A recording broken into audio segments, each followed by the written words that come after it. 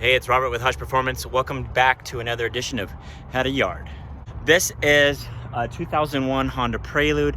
I've been looking for this generation H22 for a little while. I have a 99 Honda Accord that I've been wanting to do a how-to swap in. I'm also going to do a auto to manual conversion in that car also, because it's going to be following a series of emissions compliance swaps, which is why I've been after this particular USDM H22.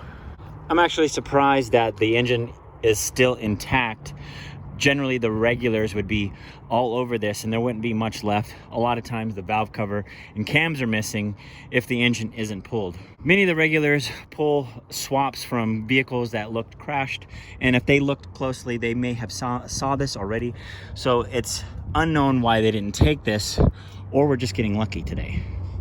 But I saw the damage right here on the fender, and if you look close we see some damage here. This suggests that this vehicle was running before the accident.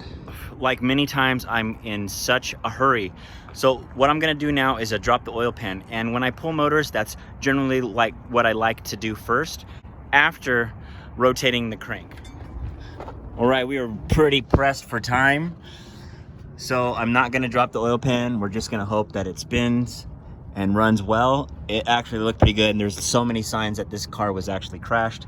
So I did pull the exhaust manifold off here to remove the inspection plate here. I like to do that because I like to get the flex plate bolts off while it's hanging, rather than it being up on the engine hoist spinning around. I'll get to each one of these just by coming over here and rotating the crank, and that is going to turn the flywheel here so I can get to each bolt. Then I'll put the exhaust manifold back on so I don't forget. And this is going to be emissions compliant conversion here, so that's why I'm keeping the stock manifold. If you wanted to change out one and you're worried about emissions compliance, then you'll want to make sure that you get a carb legal header. But because we have the entire thing here, we're just going to keep it and save us some money. The cat was cut off, but we can modify this and put a flange on it when we made it to the cat on the vehicle. While the engine's hanging out to do everything from underneath, I decided to remove the lower cross member here so I can get to this motor mount. This is going to give me plenty of room up here. The AC compressor I removed as well. We're not going to take that, but we're going to keep the alternator and especially the power steering pump. We plan on keeping power steering on our Accord swap. So what I'm going to do is I'm going to unbolt the hose here and just lay it over the side. And all of these extra hoses here and throttle cable, we're not going to cut. We're going to keep all of this stuff here. We're just going to twist it off of the firewall, keep it all on, lay it over the engine. Most of these hoses I'm going to want, especially this brake booster hose here. This is form fitted to the intake manifold that we're going to be using. All the little emissions compliant stuff we want to try to keep and not break anything, since we're going to use an OEM ECU for this. We're going to unplug the engine harness here from everywhere. We're not going to cut anything, although we're most likely going to be modifying the original harness on our vehicle. We may need plenty of plugs off of this. Another obvious sign of an accident, this is probably what totaled it out, was the fact that the airbags went off on both sides. This is still an old enough car to where the gauge cluster is still analog, and it's got 189,000 miles on it. But if you take a look at the rest of the vehicle here, it is in pretty good condition. That suggests that the engine was taken care of well. In my opinion, it's the small details that matter. Things like this ground wire right here. See how it's made specific to the swap. It's possible this would work well with our Accord. It's possible that the strut tower is similar, and then this would fit. This is stuff like I'll keep and I'll move over to the side. Even these vacuum hoses right here, I'm going to disconnect and just move them over. This fuel line right here, I can't remember where the fuel filter is on our Accord, but if it's in a similar location, I'm actually going to go down there and disconnect it from the filter down there and keep it attached to the motor. Generally speaking, hoses like this, they're not charging you extra for. I'm going to grab them all because they all could be form fitted. Our motor is just about ready to come out. I just thought this would be wise for you to see, is the power steering pump we were keeping. This hose right here that goes into the power steering reservoir, I disconnected.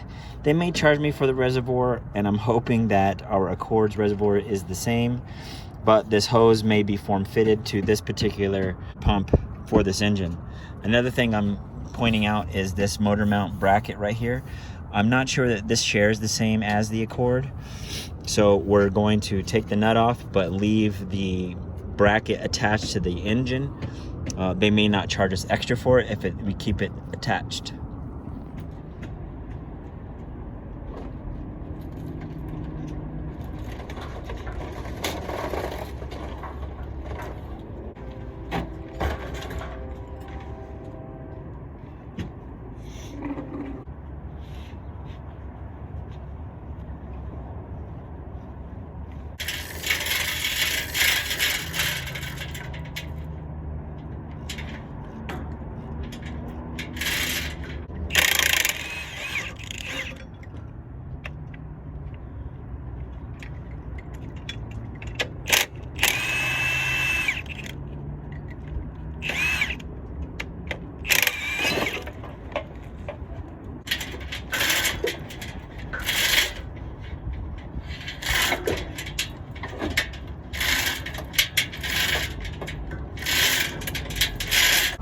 Our motor is out. We took the flex plate off. They may charge us for that.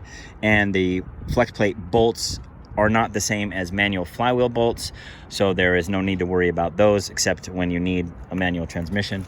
We kept the majority of the engine harness here. There are plugs that we're going to need for our changeover that we kept attached to the engine, including the injectors. The next thing that we're working on is going to be the power steering hose here. We're going to disconnect it from the power steering rack itself. This may swap directly over to our Accord, I don't know, without actually trying. And that's going to conclude today's quick tip H22. This is in preparation for our H22 99 Accord swap. We're going to do an H22 manual to 5-speed and try to use as many OEM parts as possible so that we can use an OEM ECU, pass emissions, 50 states. Guys, thank you for watching.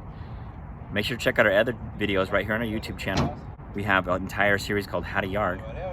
Check out our website at hushperformance.com. And like always, happy tuning.